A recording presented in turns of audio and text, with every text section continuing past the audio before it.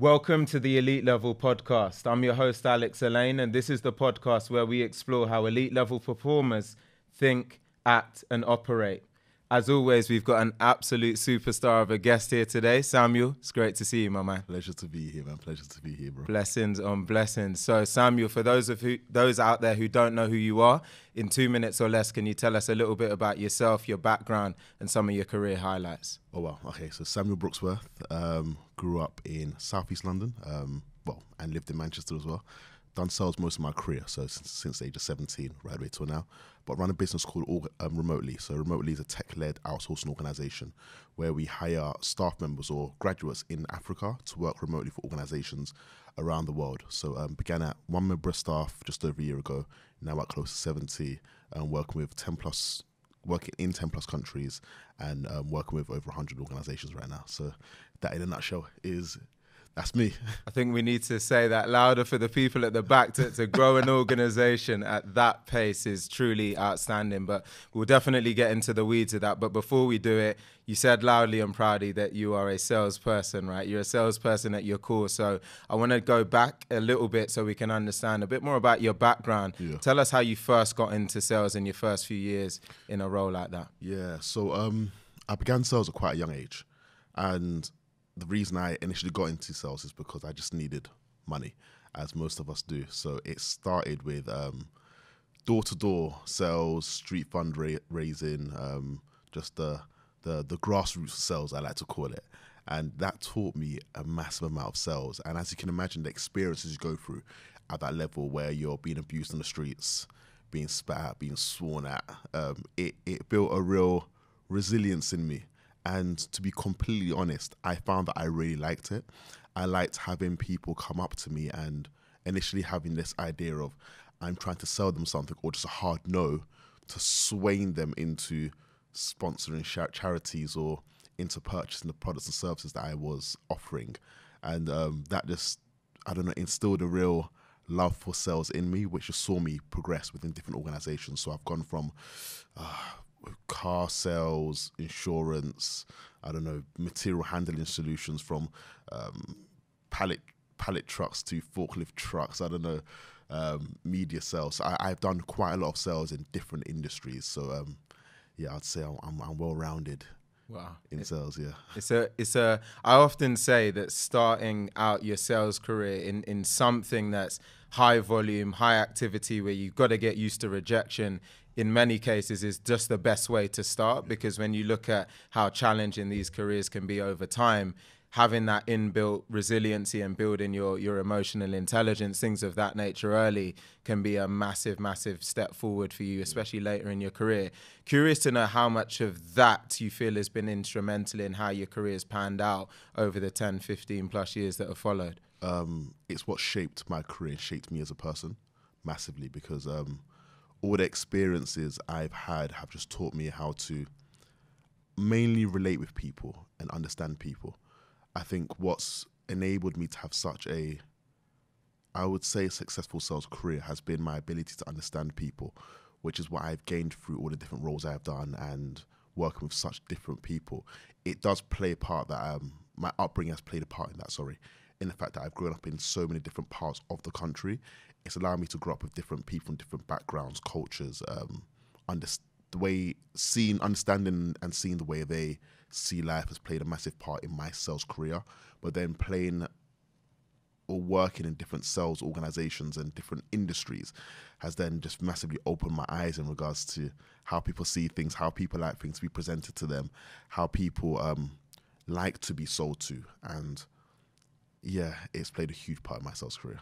That's awesome to hear. Yeah. When you look back at that, Samuel, with all of the wisdom and the knowledge that you have now, what do you think you did really well, maybe just naturally or based on your talent and your flair at that time?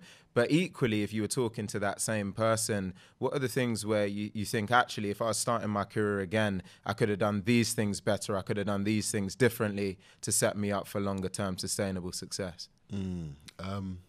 To be completely honest, I don't think I would have done anything differently. I think looking back, I was an extremely tenacious person, and I just never took no as an answer. Never. I was always given, whether it was with products or services, I would always find a way to try and get the individual or groups of individuals to see things from a different perspective or understand why they will say no in order to present things in a different way.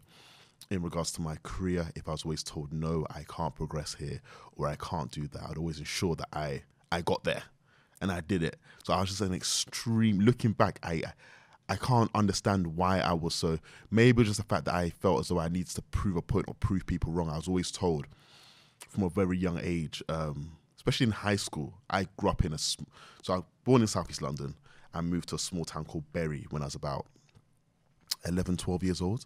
So growing up in Bury, it was a school of about 1,000 kids, and myself and my twin brother were 2 or 5 black kids in the school. So I was always told by a lot of my teachers that I would never amount to anything. I would never do anything. And first of all, I was a very, very polite kid. I wasn't troublesome. I wasn't naughty. Me and Andrew were we're just very calm, cool kids. I never understood why they were always telling me and my twin brother, we couldn't do this, we couldn't do that, wouldn't amount to anything. I never got it. So because I was always being told that, I was always like, you know what, I'm going to prove you wrong. So ended up in year 11, I ended up being like the school, equivalent to school, head boy, head girl. We had like games captains. So I ended up being the school games captain, the senior prefect. And for me, that was like, me, myself and my twin brother actually, because they couldn't separate us in regards to our achievements. For the first time, they gave both of us the school games captains. So 2 people getting that one position. And for me, it was like, I told you I'd do it. I told you. And it's always that thing of wanting to prove a point and prove people wrong. So, yeah. I wish podcasts could translate energy, because as you were telling that story, I could feel the passion, I could feel the energy. I felt like I was in the moment with you, and it really says a lot. I remember I was watching a video not too long ago by someone called Dan Penner, and one of the things that he mentioned was that the greatest gift that you can give to a child is actually them going through hardship at a young age. And hardship comes in many different forms. I think a lot of us automatically think of poverty, but in the story that you spoke about, what I heard was just that chip on your shoulder mentality. As you said, you wouldn't be denied. A saying that my mother always has is just always finding a way to win. And it sounds like you really embodied that at that early age. So if you were giving advice to any sales professional, or really anyone who's listening to the podcast right now, as they're starting, a little bit earlier in their career, what could you tell them or advise them as it relates to the mentality to go out there and start to set themselves up for early success? All the no's you're being given are just a step closer to that yes. And I think it's something that we're very aware of in salespeople, we hear it regularly. But when you're being given the no's in that moment, they are huge knocks. And they're huge confidence knocks at times, where you're on a phone call, you're spoke to so badly on that call that you don't want to jump on the next call, where you're on the shop floor or sales floor and you've been told something so damaging that every part of you just wants to go and sit down. But I was like, you know what? It's that ability just to ignore or wipe off out of your memory what just happened and keep going as if it never did. It's a hard thing to master, but it's so important, because once you've jumped off that call's done. Don't allow that 1 minute, 2 minute, 3 minute conversation to affect the rest of your 8-10 hour day. It's done. Wipe it off. Go again. That no's gone. It's a step closer to the yes. And that's what I kind of really mastered quite young. And it just took me through my career to the point where I'd receive a no. And you'd honestly think that the last call I had was the best call I had, even though it was really bad. I was like, you know what, it's good. Keep it going. And once you're able to master that, it helps you massively throughout your career. It's great insights, and it's I couldn't agree with you anymore on that particular point. Let's fast forward a little bit now, Samuel, to your role when you were at The Guardian, right, as an account director. And I suspect this was when you took a lot of this natural flair, this energy, this talent, and you probably had to bring a little bit more science into the way that you were working. Just help us unpack what that experience was like, taking that step up into a role with a bit more responsibility and remit. Yeah, so at The Guardian, it was, I'd come into The Guardian off the back of running a startup accelerator called Build Master. So having ran a not-for-profit for about a year or two, 3 years actually, it was strange coming back into a working environment. But the reason I came into the working environment is because I saw myself progressing very quickly based off my background, my understanding of sales, and obviously what I was discussed during the interview stages. So coming into the organization, it was beautiful. The culture I encountered, the people I worked with, it always all begins well, and I enjoyed it a lot. I remember during my first week, I was given a target of doing £25,000 for my first 3 months. Now tell that to any real salesperson, they'll be like, listen, that's nothing. I need to do a lot more than that. And I remember after my first 3-4 months, I ended up doing £300,000. And my thing was that if I was always given a target, it was always to surpass that, not just surpass, but to blitz it. Because I just wanted to always do well. I always wanted to be at the top. If I was told to do 10 calls, I want to do 50. If I was told to do a certain amount of minutes on calls, I always wanted to surpass that, to ensure that I never saw it as, at that time, competing with other people. What can I do? How can I beat myself? How can I beat around my records? How can I do better than what I even expect myself to do? So it was a great experience. And yeah, if I could go back and do things differently again, I don't think I would, because I enjoyed my time there. Obviously, there are always things which you'd wish worked out better in regards to your progression, and which probably works out better for me now, because if not for that, I wouldn't be where I am now. But yeah. We'll come back onto that. I want to spend a bit of time on the early success you had and the consistent success that you had while at that organization. You spoke about bringing in, multi-hundreds of thousands of pounds, maybe it even went into 7 figures and more. What was really behind that level of success? And I'm curious because earlier in your career, you spoke about tenacity, passion, drive, chip on your shoulder. That really drove you forward to gaining some phenomenal results. Would you say it was those same ingredients that were the core pillar behind your latter success when you're now doing multi-6 figures in sales transactions? Or did you find you had to up your game in a number of other areas that were maybe less of a focal point early in your career? Very much my previous experiences, which has built me to that point. And to be completely honest, a lot of the roles I've done previously were a lot more hardcore sales. The truth is, when you're at The Guardian, the brand pretty much sells it for you. And it's a case of you adding your expertise, adding your knowledge, because at the end of the day, you still need to persuade people to part ways with their cash. But a lot of the sales I've done before were very, very hardcore sales. Having to go onto yards with very much guys and pitch into them forklift trucks. They are hard sales, man. So once you've done that, nothing else can really be much harder. So pretty much the experiences I had kind of gained earlier on in my career really built me to that level. And then once I was there, it was just kind of understanding my new environment, seeing what the best salespeople were doing, understanding their strategies, seeing how they kind of went about things, tweaking the way I did things, and then weaving it into my new strategy and going from there. That's awesome. I'm completely with you in the sense that really sometimes I have this mantra of just let's simplify sales, because there's at times this overcomplication that is added to the core principles that, when we talk about building trust, when we talk about operating a certain process and being able to understand why you need to work through certain sales stages, why you need to drive a certain process. We don't always have to overcomplicate these things, but in many cases we do.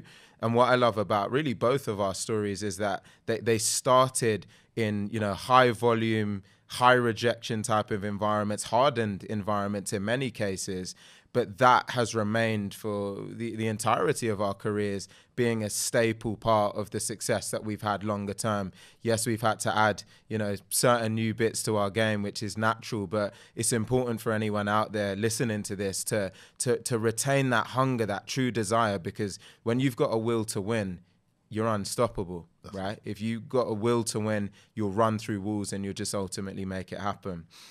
I want to talk about what you mentioned in terms of the progression piece, because especially having both been in sales careers for quite an extended period of time. And of course, you've now moved on to being a phenomenal CEO and founder.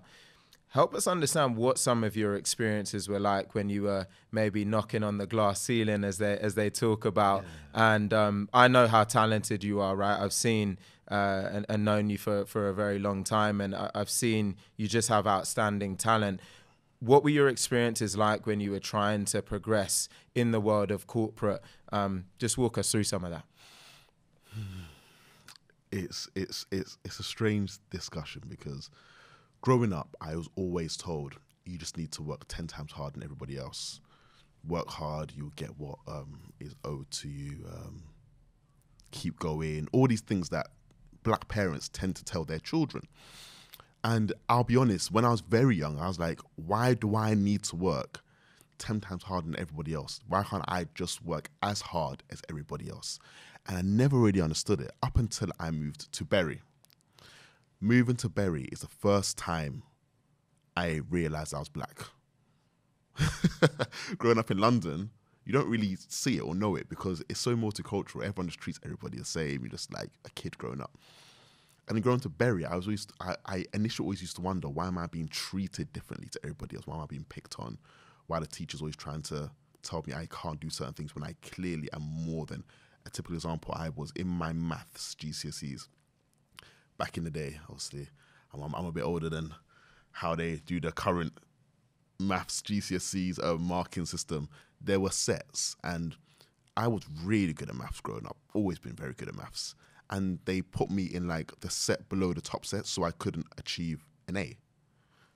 And I was like, but I'm clearly more competent than everybody in this class. Like, no, you can't be in that class. You need to be in a class just a bit lower for your capabilities.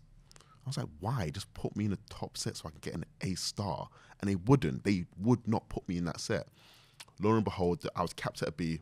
Obviously, I got a B, a very high B. And I was like, you've stopped me from getting something that I can achieve, but because you didn't believe I could do it or just didn't want me to do it, you've put me in the lower set. And I found that very much throughout my career, where you'd go into certain organizations and you'd find that no matter how good you were, you just weren't able to break into certain teams or in certain positions. And I'm very diplomatic with the way in which I see things, because I find that people tend to employ people who act, think, and look like them. People tend to want people in their teams who are very similar to a culture they feel they've built, because they feel it's easier to work with these groups of people, which I completely understand. But the problem with that is that when you are in an organization where you're selling products or services that are catered to masses or different demographics of people, it's important your management teams reflect that same difference that's in your customer base. Because if you have a management team of, let's say, predominantly white males, but your clientele base is a very wide demographic of people, you find that management team may not be able to relate or understand the different nuances that are required to be seen within the customer base.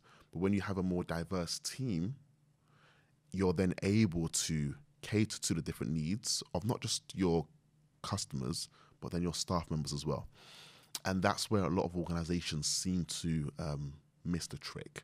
And again, I do understand why people hire certain people into their teams and try and build a certain culture in their team so that they feel as though they can get the optimal success levels and not have as much conflict and so on and so forth. But it is required, because then when you have different lines of thoughts and different types of abilities, you're able to produce different kind of results. And unfortunately for me, that's what I encountered, and I just wasn't able to break into that, despite the fact that I knew, and I think most of people around me knew, I had capabilities of doing that, which is what I believe I'm showing now. But it worked out well for me, so I can't complain too much. Absolutely, and we're certainly going to celebrate a lot of that success. And that story I can personally relate to almost in a carbon copy format. And I think there's a few too many friends and peers that I have that can equally relate to that story in many regards, because to your point, that same talking point of needing to just be better, needing to strive to be the best, being able to then come out and actually have the accolades to validate being the best, but yet still you continue to knock on that door and no one answers. And so the thing that I truly love about your story, and I have a lot of admiration for you, for Samuel, is the fact that you were bold enough to say, I'm going to take my destiny into my own hands. And that's a very difficult thing to do when you have responsibilities, a family to look after, and more. It takes a lot of character to be able to say, enough's enough, right? If I can't get that promotion, I'm going to promote myself. If I can't get that pay rise, I'm going to find a way to get myself that pay rise. So I take my hat off to you for doing that. Now let's start to talk about that transition, right? There was a moment where you said, enough is enough. I'm going to do exactly what I just referenced here. Walk us into that very moment where that decision was made and where you said, I'm going to go and find a way to set up my own organization. So a lot happened during that time period. So first of all, I used to go back and forth from Ghana every year with my wife. And going back to Ghana every year during the Christmas period, I saw how many unemployed graduates there were in Ghana. But these graduates were overly skilled and overly qualified. And for me, it didn't make sense because I'd come back to the UK and I'd see people who weren't as skilled and weren't as qualified, but were working. And I was like, this doesn't seem fair. And then obviously I then had myself in the UK where I was becoming very frustrated in my role because, again, I knew my capabilities and I'm a very ambitious person. So when I feel as though I'm not being given, I remember there were certain promotion opportunities that were given to me and my numbers were great. I felt as though I was doing fantastically well, always given good approvals during my management meetings. Everything was indicating towards me being at least given opportunity to present myself in or interview for these higher positions. But I'd not even passed the first stage interviews, and then the people who were individuals who were not doing anywhere near the same numbers that I was doing. And I was like, do I want to stay here and keep having to try and prove myself, or do I want to go to an environment where I know that I am being recognized for the work I'm actually doing and being put into positions that I should be in? And then something else happened further down the line where I submitted a proposal within the organization and it got taken and implemented within the organization without there being ever any acknowledgement as to me creating or passing it on. And I think that for me was a point where I was like, you know what? It's time for me to start transitioning. So once that happened, in combination with the pandemic and working from home and then being put on, so a lot of people were not made to work for periods of time. A lot of things were happening during that period that's made me think in a lot of depth. Obviously, I have a young family. What do I want to do moving forward? What kind of impact do I want to have in the world? How do I want to be seen? What kind of change do I want to create? And that's when Remoteli came about. And I thought, you know what, why not marry these two ideas? Why not get these overly skilled and talented young graduates working remotely for organizations around the world? Now, when I first had the idea and I spoke to a lot of my clients and people who I've been working with for years, a lot of the objections that kept coming up were English competence, the idea of working with people from West Africa, fraud. And I never saw these as objections. I was like, wow, I didn't think people saw West Africans in this light. Maybe it was me being slightly ignorant. And I was like, these are things that I need to work around getting changed. So for months, just worked on around a lot of these objections, created a website, started building a team that I knew were capable of handling the journey I was about to embark on. Got to December of that year, took voluntary redundancy, decided that I'm going to leave the role. That was accepted, left, and then January 2021, I was a free man. So I pretty much moved to Ghana. So it was very much back and forth to try and set up the team in Ghana, come back to the UK to ensure that things were happening. Our head office is in the UK, so ensuring that things were happening on both sides. And the young graduates in Ghana were doing so well. They were pretty much selling themselves. They were working so well within the organizations they're working in that organizations were telling other organizations about the work they were doing. and we just started growing like wildfire. We didn't do any marketing or advertising. We started growing our month on month recurring revenue just started skyrocketing. And then it just required me just to be more hands-on in the business. I just disappear for months on end, just going back and forth, trying to handle different things that happened in startups, trying to handle that growth, moved us into our first office space in Ghana, had to quickly move again to a bigger office space. Now we have to move again where we are currently now. Obviously the people issues that come in that, hiring managers to handle these teams in different departments. It's been a fast and intense journey, but it's been fun. It's been a lot of fun. So yeah, it's an it's a truly remarkable story, because you said in that January 2021, right? And we're not a million miles on from that date already, and you're talking about teams and managers and multiple office moves. It is something really special that you guys are doing over there. So as you reflect back on the beginning and those early days, what adjustments did you have to make from being top tier sales professional to CEO and leader? I know you had founded a company before, but I don't believe anything on this kind of scale or with this type of pace. So what adjustments did you have to make to really fulfill these new shoes as a top tier CEO now? There is a slight mentality shift, because when you're a salesperson, it's very much yourself, targets, trying to beat people, just going all out to win. But in regards to becoming a chief executive officer, it's my mentality, my mentality or my vision or the way I am hasn't changed much, because I've always been a people's person. I've always wanted people around me to win, always been trying to lead teams to accomplish the best. And I think it allowed me to really show all my skill sets and allow people to really see what I could do.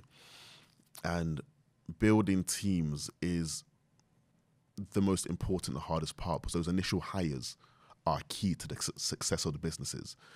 And building the initial team was so key, especially in Ghana, where the culture and the environment and the mindset of working in Ghana is very different to how it is in the UK.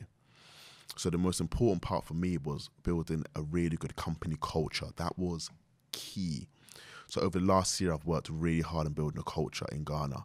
And the culture I've built, or the culture that's now in the organization, honestly, is what I wanted to have when I was an employee. And when I walk into the office space and I see how the staff are, the environment they have, how they're able just to chill, like our average age in office space is probably no more than, the average age probably no more than 25, 24, 25. Like the average age in organization is very young, even probably less than that, 23, 24. And it's all young people doing exceptionally well, showing that they can do it, and just beating all the odds. And for me, it's been amazing seeing individuals join the business who first came in, who were somewhat shy or, didn't think they had the abilities to work at that level.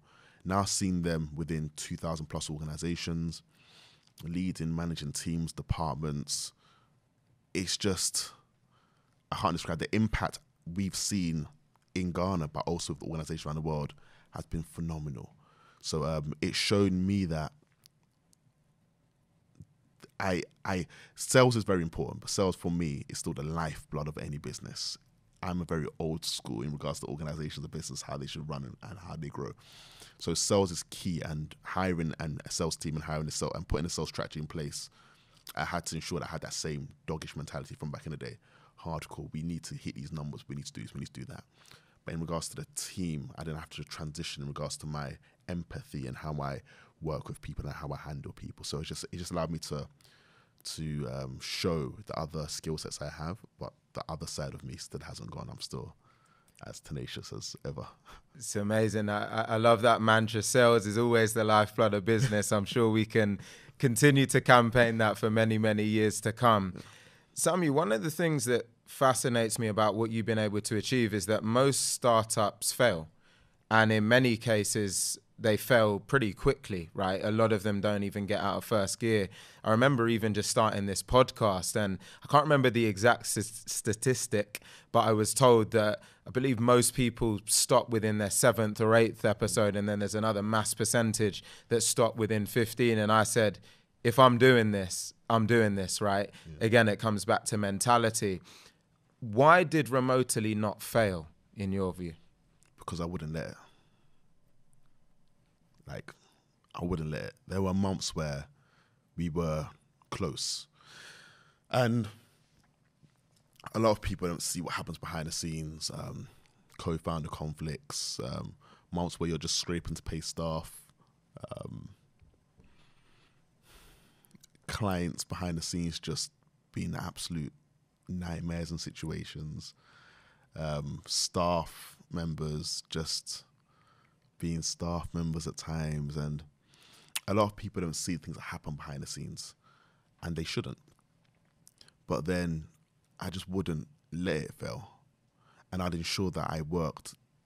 Not that you have to. I don't want to have this mentality. You have to work 24/7. No, because it's important you rest, or your body will rest for you. But I just wouldn't let it. I'd go all around the clock, just ensuring that every single aspect of the organization worked. And you have to have such attention to detail to the minute things, but it's the minute thing that will end up growing and becoming a huge problem.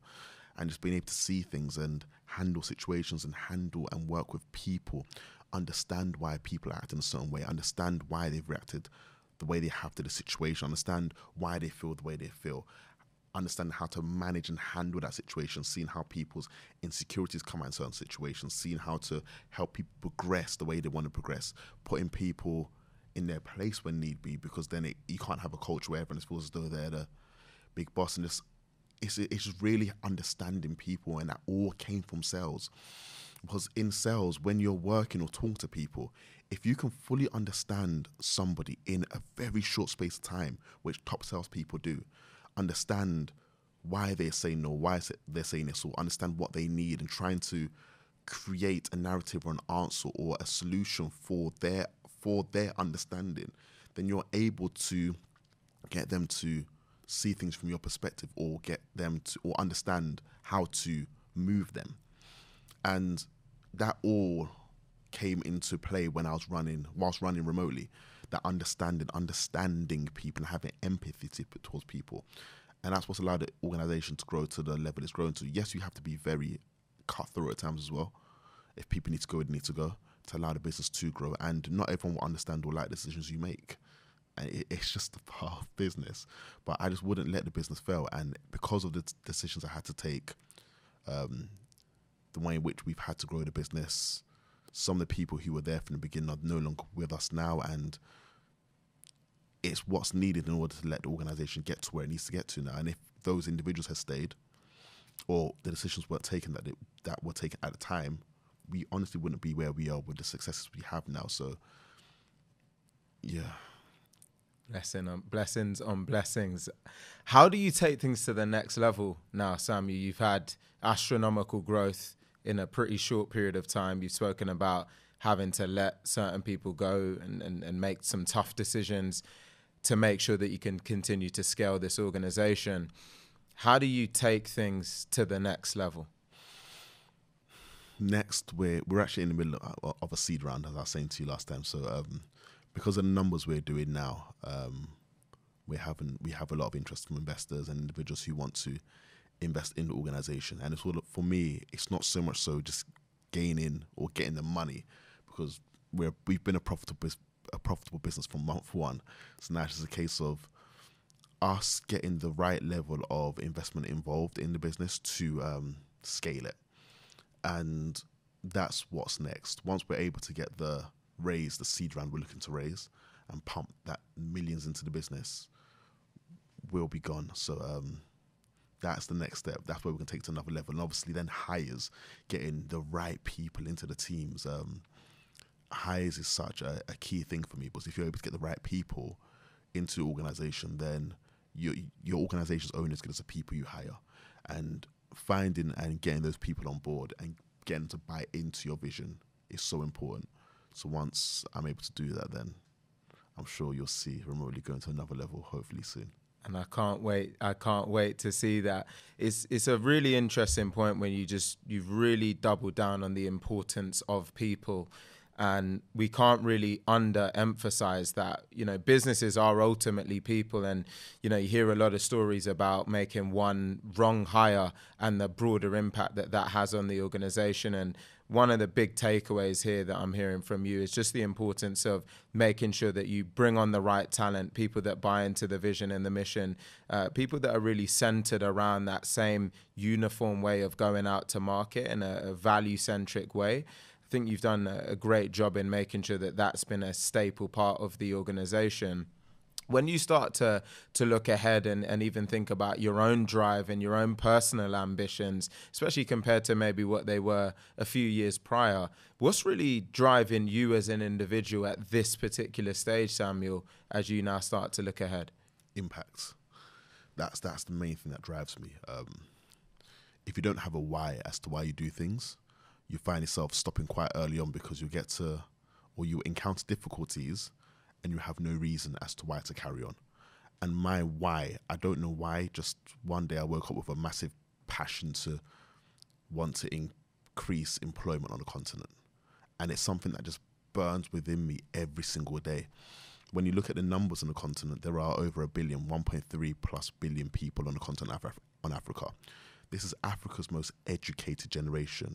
And according to the most recent statistics, of the people on the continent aged between 15 to 35, there are over 150 plus million of those who are out of employment. Those numbers make no sense. And unless there are organizations, and again, this is the youngest continent in the world, the fastest growing continent in the world. So unless there are solutions coming into the continent, these numbers are only going to get worse. And for me, I just wanted to be part of the solution, to try and figure out what we can do to try and ensure that these young people are working. When I'm in Ghana, when I'm working with Remoteli, and one of the things that we always talk about in our senior management meetings, I never talk about numbers, but I talk about that with the sales department, the team. And we never talk about numbers in our senior management meetings. We're always impact driven. If we're impact driven and we're ensuring that we're doing all the things in which we set out to do as an organization, the numbers will follow, and they do follow. But our main aim is to get more people into employment. That's it. And I always say to people, if we have what I call a land and expand strategy. So if we get one person into an organization and they just do a good job, that's the sales. The organization will see how good this individual is, and it happens many a time, and they'll hire 1, 2, 3, 4, 5 people around them. I've not had to hire a salesperson then go and tell them to hire 5 more people. That person just being good at their job has done the sales for us. And that's the impact side I'm talking about, because then I'm focused more on the individual, them working, them enjoying themselves, them growing as an individual. And in them doing that, they're showing the organization they're working within how great they are. And that in itself is selling them to the organization and Remoteli to them as well. And also the benefits of Remoteli is that, again, if you hire a staff member from Remoteli, I naturally go into sales pitches. Let me stop, Alex. Let me stop. Well, no, impact is the main thing. Impact is the main thing. And hopefully whilst they work with organizations are able to see how great they are and they're able to get more staff members. But impact is what drives me on a day-to-day basis. It's powerful. Very, very powerful.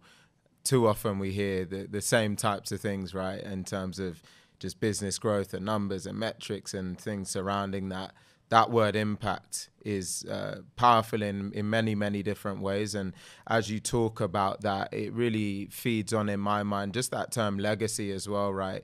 We'll all not be here one day. And I think the work that you're doing leaves a lasting legacy, which will impact generations to come. And there's something just really special about that when you just think about it from a vision and a mission standpoint. Another point I wanted to cover, just that piggybacks off the back of all of this, is just talking a bit about the talent development side of the organization, because earlier in this podcast, we spoke about really diversity and inclusion, right? And being able to understand a bit more about the fact that organizations should be aware that truly embodying a diverse and inclusive team culture, not only at one level, but also at more senior management levels within their organization, really can drive true differentiation, right, and actual meaningful results. So for Remoteli, I know that you have a very diverse organization and a very diverse team. What has that meant for you in terms of the results that you've seen at the back end, and also in terms of the diversity of thought and the speed in which you've been able to operate? Yeah, it's been key. So getting a diverse team, ensuring that, you know what, I'll give one example. I remember when we first started in the first few months, I was in a room and I looked around and I realized that my whole management team was just full of just guys.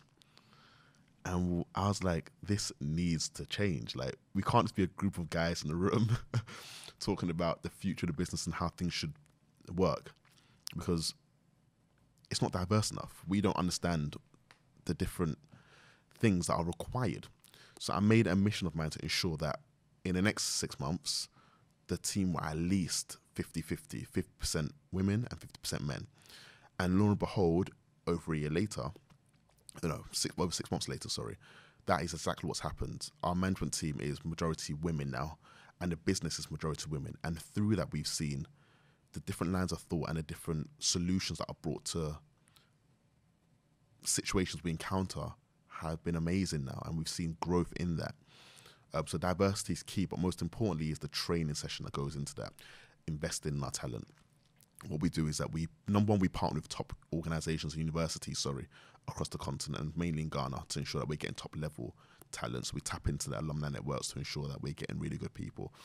But once we get them on board, we're then training them, because if we don't invest in them and train them and get them to understand what's required from them in these different roles, they won't be up to the level that's required. And that investment in them is so key, because again, our organization is only as good as our people. And if they're really good and we've invested in them a lot and they're really knowledgeable and they're up to the level that they're required to be at, then they won't be given the level of service that's required from us as well. So we invest in them heavily, and we ensure that diversity is one of the main mantras of the organization.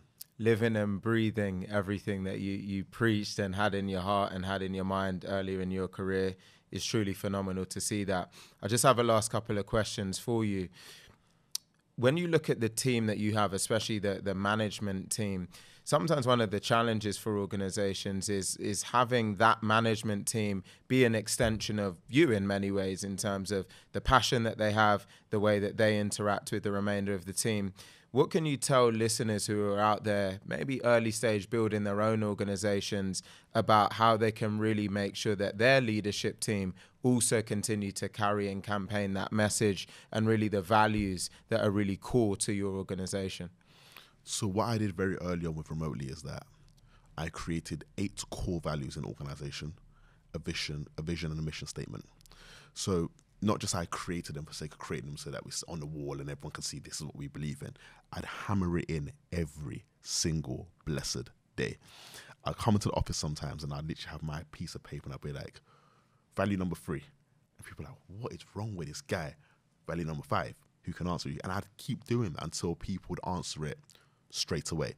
And initially, a lot of people thought I was just being very they thought I was being a bit too pedantic, or why is he doing that? Why is he kind of always asking about values? Why is he always getting us to repeat the vision and mission statements? I wanted it to be a part of their core. I wanted us to live and breathe what we were about. Was one day, 20, 30, 40 years, I may not be around or running remotely, but I want those core values to be a part of the organization.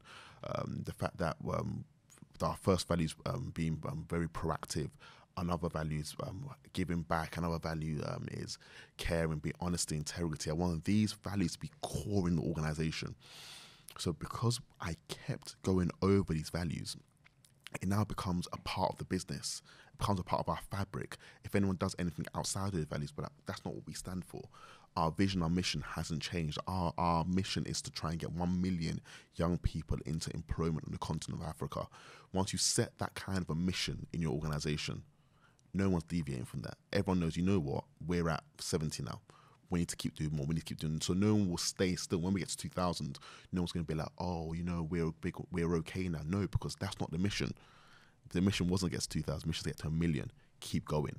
So we've deliberately made our mission huge, our vision huge, our values very, very core to the business. So I'd say that make sure you have really good core values in the organization. that you're constantly hammering them into people. So even when you're not around, people are still living and breathing by those values, and have really ambitious and lofty visions and missions, so that your organization is always chasing something that may seem unattainable, but if you are to ever hit it, or even hit half of that mission, you've done a phenomenal job. It's really, really compelling stuff. Really compelling stuff. I believe through all of this, and to anyone listening to this, I'm sure you've inspired at least one other person to think, I want to go and start up my own thing. I want to go and also leave some impact out there in the world. What would your best piece of advice be to someone who wants, maybe even they have a side hustle today, or they're thinking of starting a side hustle, or actually bigger than that, they've said, you know what, I've had enough. I want to go out there and be a master of my own destiny. What would your best piece of advice be to that person out there right now? Best piece of advice, build what you're building and build it well. One thing I actually advise against is just jumping headfirst into things without really thinking through things. Bills still need to be paid. Very practically, still these things that need to be done. If you've got families, like, you can't just jump into something and just be like, oh, I'm doing it.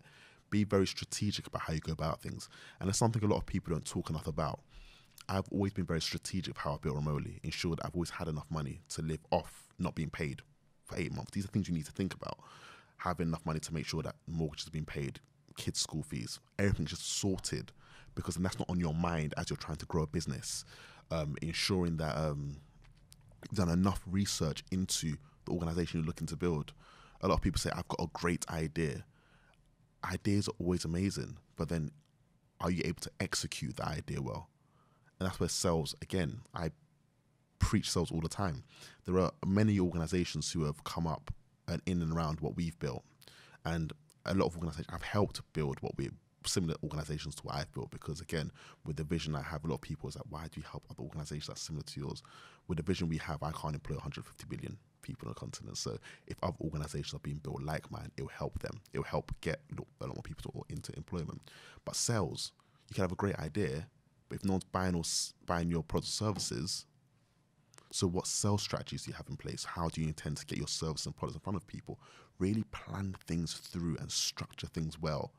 Finance, marketing, business strategy, understand the legal aspects of the business.